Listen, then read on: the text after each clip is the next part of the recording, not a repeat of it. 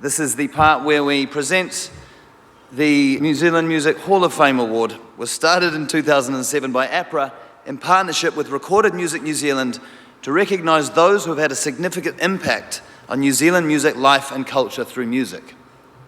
The Hall of Fame now boasts 15 inductees: Jordan Luck, Johnny Devlin, the Top Twins, Straight Jacket Fitz, Hirini Melbourne and Richard Nuns, Ray Columbus and the Invaders, The Formula, Shihad, Dragon, Hello Sailor, Toy Love, Herbs, Shona Lang and Dave Dobbin.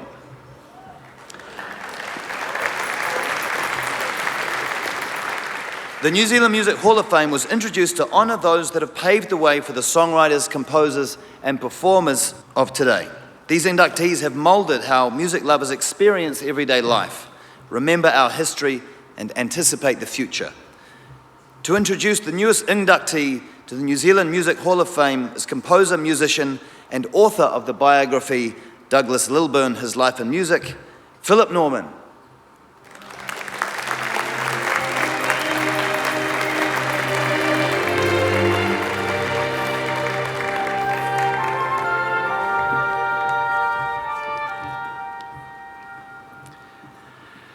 When a young Douglas Lilburn won his first composition prize, his father, a taciturn Scot, was heard to say, "If it had to be music, couldn't it have been the bagpipes?" Looking back on the astonishing career of Douglas Gordon Lilburn, composer, conductor, writer, teacher, publisher, advocate and benefactor of a charitable trust that's now a major supporter of composition in New Zealand, all I can say is, thank goodness it wasn't the bagpipes. Not that I've anything against the bagpipes, it's a wonderfully stirring instrument, especially when played at a distance. But without Douglas's trailblazing work as a composer of serious artistic intent, New Zealand's music tradition would be much the poorer. Douglas was born 99 years ago, almost to the day. He predates APRA. He predates radio. He even predates Dave Dobbin, last year's Hall of Fame inductee, who, in the eyes and ears of many here tonight, has been around forever. Douglas is as old as World War I, with a timing of birth almost poetic in its appropriateness.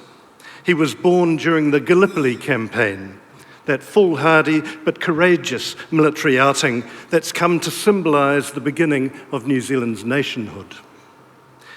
Douglas was born in Wanganui, at that time the 5th largest city in New Zealand, and raised on a sheep farm halfway between Bulls and Taihape.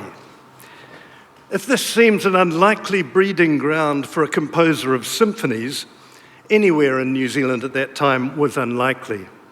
There were no professional symphony orchestras to compose for, and it was an accepted fact that New Zealanders with musical talent and ambition went overseas and stayed there.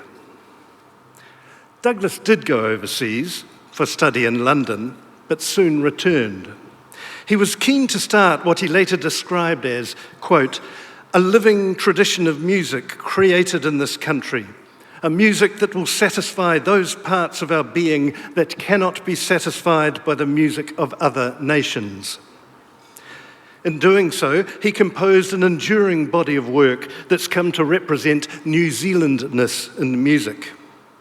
And not only that, he also proved it was possible for music of quality and distinctiveness to be written here, far away from the musical capitals of the world. Many of you in the room tonight are living proof of this fact, but the belief that it was possible was a long time coming. Douglas helped composers give them the confidence to succeed, to learn the trick of standing upright here, as his friend and poet Alan Curnow once wrote.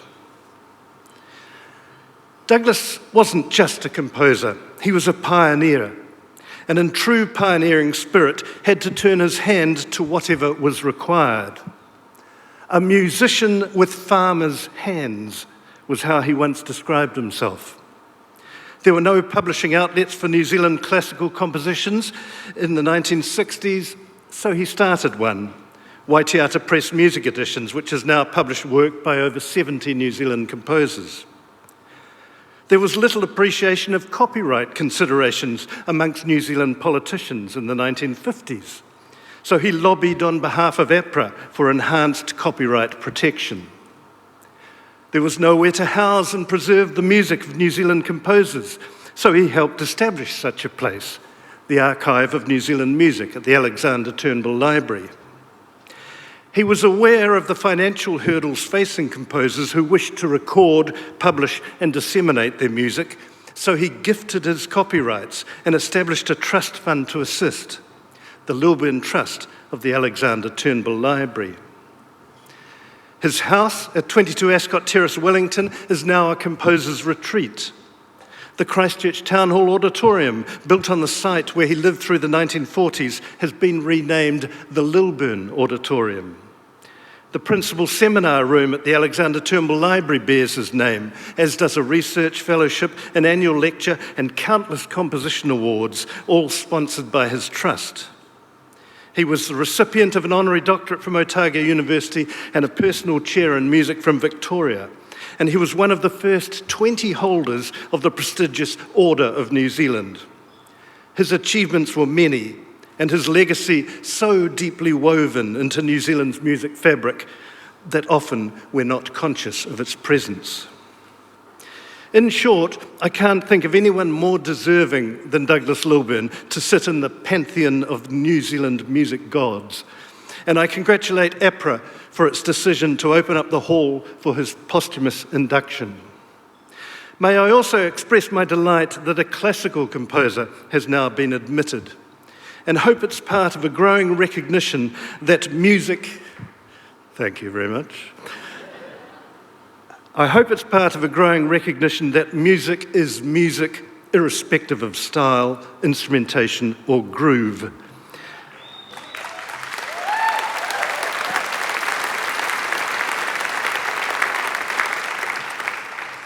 The sooner we embrace this, the sooner we enrich the expressive capabilities of our shared art form and improve the likelihood of its ongoing health. So, to Douglas, wherever you are, I know you'd be heartened to receive this honour, even though you'd first rumble about it being someone else's turn.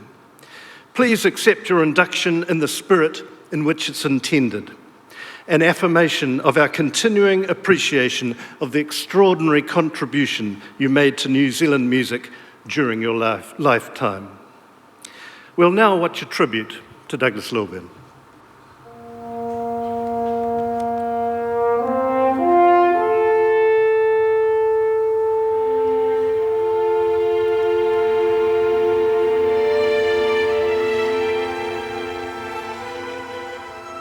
Well, his life and career is a kind of a model of, making your own way. Before that, we had no idea whether a New Zealander could actually be considered to be a composer. It seemed like it all came from the past and overseas. So Douglas was there doing it, and that was very important. He wrote in a way that was just totally authentic. He sounds New Zealand, but that's because he kind of invented that sound. He was a young chap, studied in London, came back, won prizes, so he was the composer.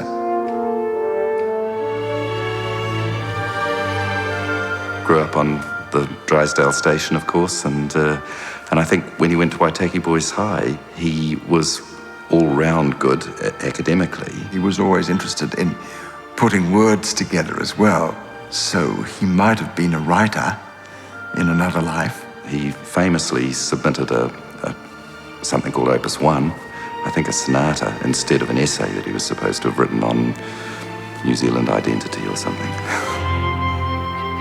There was no encouragement from his family. It wasn't until he won the Percy Grainger Prize and his father got a congratulatory letter from Federated Farmers that his father thought, okay, well, perhaps he should go on. He would listen to what I was doing, and if he didn't like it, he would light up? A cigarette. And that, he never really said anything. He wasn't very critical. He was mostly supportive, but if he didn't like what was happening, then he would make this very symbolic gesture, like, no way.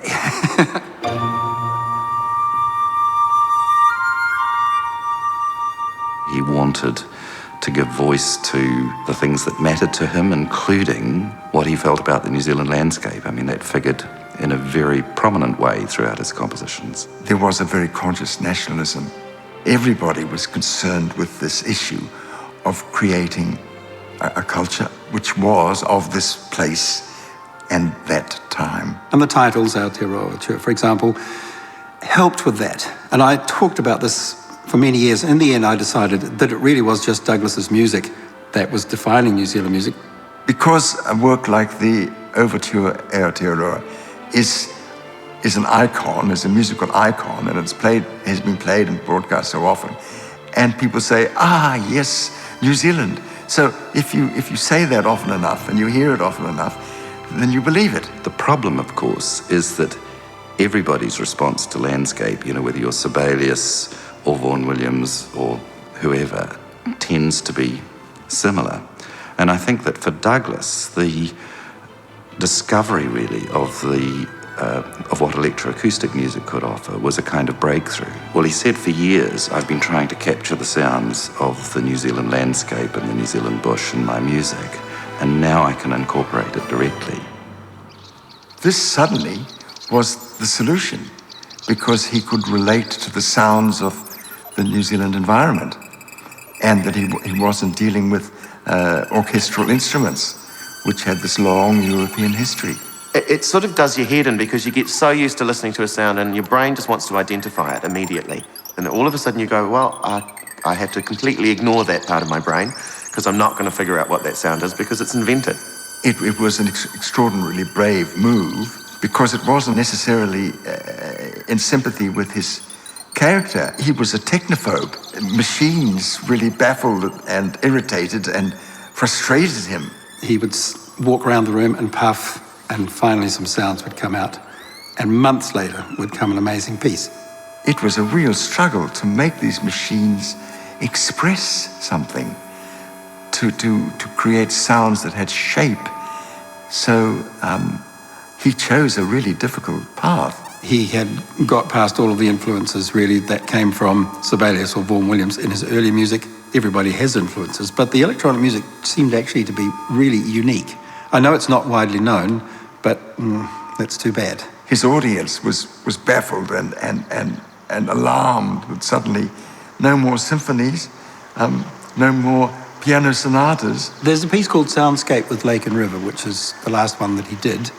And he actually used some environmental sounds recorded on Lake Taupo and a river near Taupo, and he interwove those with electronic sounds, and that's a very magical thing. And it was really the last big piece that he did, so it's got that kind of an aspect to it, which is, well, this is my final statement in this medium. When he retired, he stopped composing, except at home he talked about clearing out the cupboards. So he would go back and find pieces from the past that needed tidying up. Fundamentally, he felt a bit out of sympathy with some of those avant-garde developments, and he stopped composing and concentrated, as he always had done, on trying to assist other New Zealand musicians, composers and performers.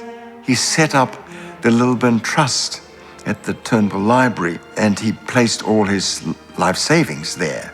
I mean, he was a very, very generous musician, and I think right through his career you can see that, when his 80th birthday was to be celebrated, what he wanted was a concert of other composers' music. At his initiative, a gift was made to every school of music in the country of $5,000 a year for student composition, for a prize, for instance. He cared about things like copyright law because, and for example, when the National Library was undergoing a major restructure, Douglas made some quite timely interventions to see that, for example, the Alexander Turnbull Library was protected.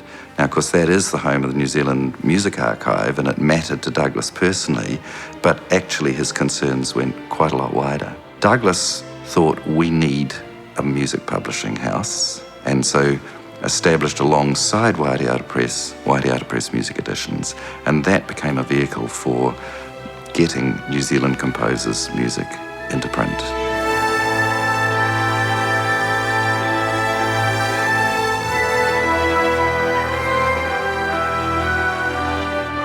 His music is undeniably strong, individual, well-made, enduring. So all those things, I suppose, are the mark of greatness. But his importance is that he wrote tremendous music, that he showed the kind of discipline that you needed to create art music in this country. And a lot of the pieces are unequal. Douglas would be an example of the need to make your own way. The older you get, the more likely you are to let your previous work inspire you, rather than continually looking out there for something new. And the electronic music aspect of his career is one of those things where he's gone, right, this is just completely different, I'm going to do that. He traveled that road more or less alone. He didn't have any significant contemporaries except in other fields as poets and novelists and painters. So he was blazing, he was trailblazing.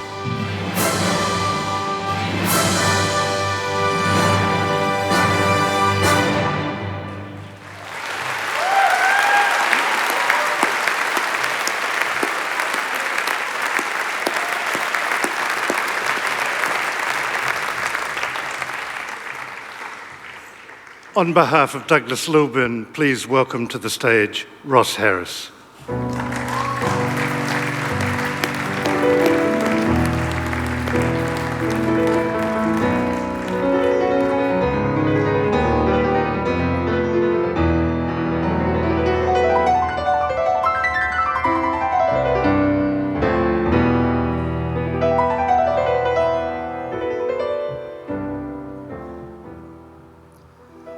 One of the things that Douglas introduced at Victoria University in the 80s was a course on electronic music that covered all sorts of electronic music.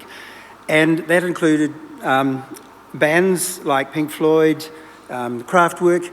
He was incredibly open-minded about music. But I will say that I think to find himself in this situation here tonight has been hinted by some of the other speakers. He would have been pretty embarrassed and possibly a little terrified by this environment, but no doubt he was a great man and somebody that I'm incredibly proud to be able to represent in some tiny way in the receipt of this award, so thoroughly deserved. And thank you for APRA for going classical on this occasion. Thank you.